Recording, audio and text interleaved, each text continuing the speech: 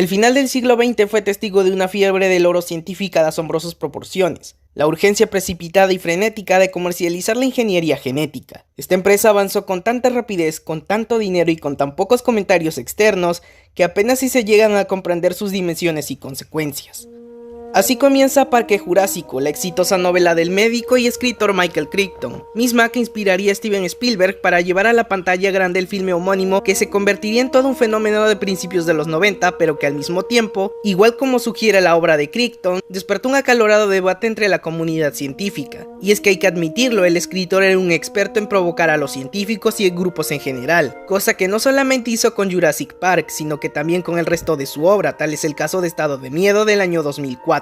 Libro con el que se ganó el odio de varios grupos medioambientalistas al llamarlos terroristas, declaración que si revisamos nuestro día a día no está muy alejada de la realidad. Se dio a conocer que Vladimir Zelensky cumplió supuestamente una de las exigencias del agresor, habló ante toda la nación sobre un documental del año 2005 que trataba sobre el maltrato de los animales por parte de las grandes empresas.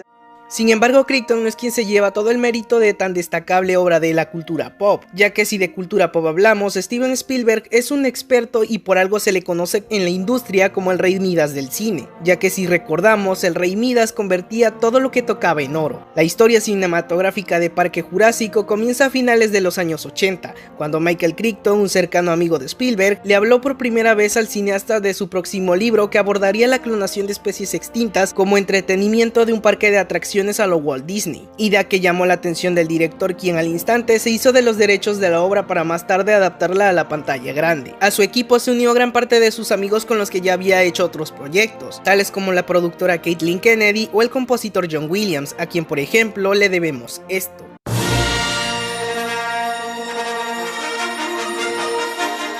Sin embargo, lo que retrata el novelista en su libro era una visión realista y moderna de los dinosaurios algo adelantada a su tiempo, y que además se alejaba de las figuras reptilianas que se conocían en aquel entonces y que en su lugar tenían una similitud un poco más cercana a las aves. Situación misma que Spielberg quiso retratar en su película para que los dinosaurios parecieran animales y no monstruos. Los avances en la tecnología de aquel entonces fueron revolucionarios. Dennis Muren y su equipo crearon modelos por CGI de varias de las criaturas que aparecían en la cinta, y eso fue lo que hizo que el cine diera el salto a los efectos especiales del siglo XXI, trayendo consigo modelos más apegados a la realidad con el apoyo de maquetas y animatrónicos. Tras el estreno de Jurassic Park en el verano de 1993, el cine cambió por completo. El maquillaje y los robots fueron rápidamente sustituidos por las animaciones creadas por computadora, y hasta incluso Disney nos presentó su primer largometraje animado creado por medio de esta técnica, así como también George Lucas nos trajo un Star Wars completamente renovado que nos contaría la historia previa a Luke Skywalker. Claro que Parque Jurásico no solamente armó debate dentro de la comunidad cinematográfica por sus avances tecnológicos, sino que también lo hizo dentro de la comunidad científica y con el público en general. ¿Qué pasaría si se trajeran animales extintos de vuelta a nuestro tiempo? O más bien, ¿qué tan ético sería? Las especulaciones a estas preguntas se levantan de manera amplia en la novela de Crichton, mientras que en la película se tocan de manera muy superficial, pero no menos impactantes. El Parque Jurásico es una completa institución corporativa que funge como centro turístico, es decir, que no es una necesidad para la población en general, por lo que es también un mero lujo que desata comentarios de este tipo. Y podremos cobrar lo que queramos, $2,000 al día, 10,000, la gente los pagará. Y luego vendrá la comercialización de productos derivados. Las grandes empresas, tanto en esta situación como en la vida real, nunca van a pensar en el cliente, sino que siempre van a actuar en su propio favor. El descubrimiento de John Hammond, por otro lado, se ha hecho de manera clandestina, por no decir ilegal. Y sobre esto mismo, uno de los personajes también tiene un comentario. Nuestros científicos han logrado lo que nadie ha logrado hasta ahora. Sí, pero se preocuparon tanto en si podían hacerlo que no pensaron en si debían hacerlo.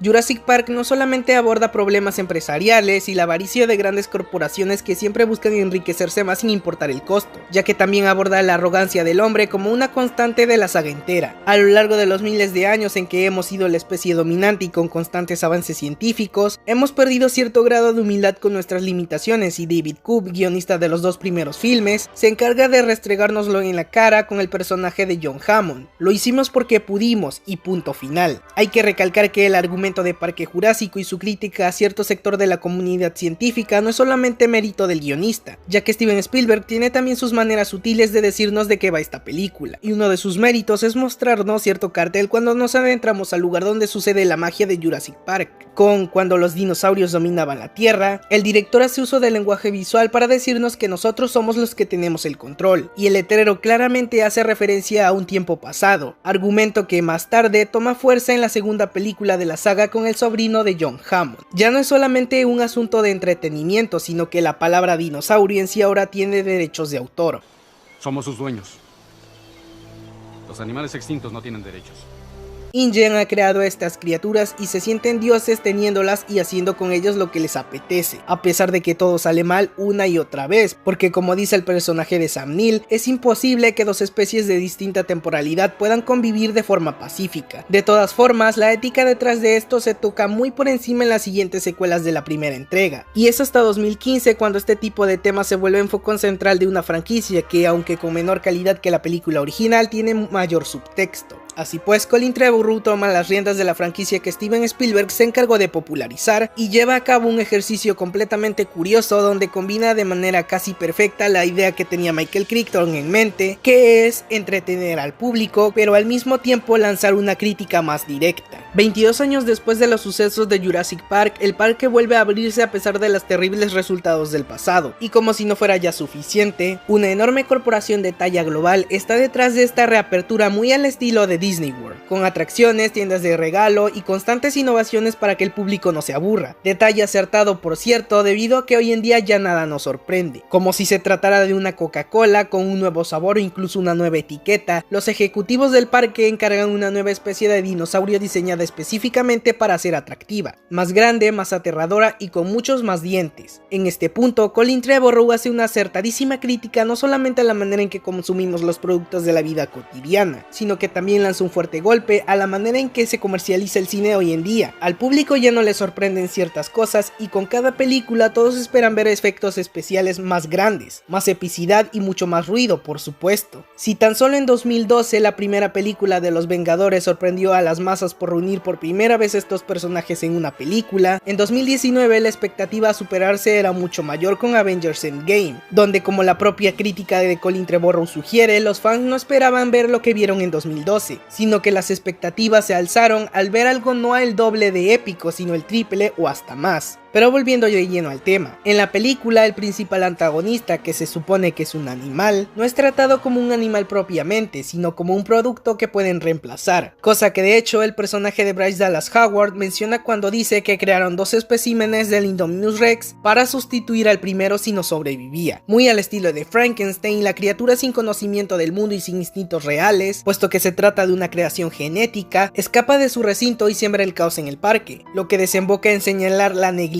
no solamente de quienes crearon a la criatura, sino también de quienes autorizaron no asesinarla porque se trataba de un activo muy costoso, lo cual a su vez también termina por dejar en evidencia que vale más un producto de primera categoría que la propia vida humana. Lamentablemente, lo que termina con una crítica bien aterrizada en Jurassic World es destruido por el propio Colin Trevorrow en El Reino Caído, una película en la que no planeo profundizar porque es un auténtico despropósito, pero sin embargo, hay que admitir que señala de forma superficial pero inteligente otra de las problemáticas de hoy en día, y es el tráfico de especies exóticas, que a su vez es uno de los tópicos actuales que más debate genera, ya sea por gobiernos que no protegen a sus especies en peligro de extinción o por los mismos que en ocasiones ceden a sobornos. Tan solo en 2014 se estimó que el negocio ilegal de tráfico de especies dejaba ganancias de entre 7.000 y 23.000 millones de dólares al año, cosa que, aunque en Jurassic World 2 suena ridículo por la forma en que se plantea, es una situación real que muy rara vez se llega a tomar en cuenta en este tipo de blockbusters. La participación del personaje de Jeff Goldblum, por ejemplo, nos da un panorama más amplio de esta situación con sus palabras, donde expone, aunque de manera fugaz, una realidad certera donde habla por medio de metáforas para el público, sobre cómo la ciencia sin control está acabando con nuestro planeta, misma situación que, como mencionaba al principio del video, también es abordada por Michael Crichton en Parque Jurásico y que Steven Spielberg no se atrevió a explorar, al menos hasta la llegada de Colin Trevorrow.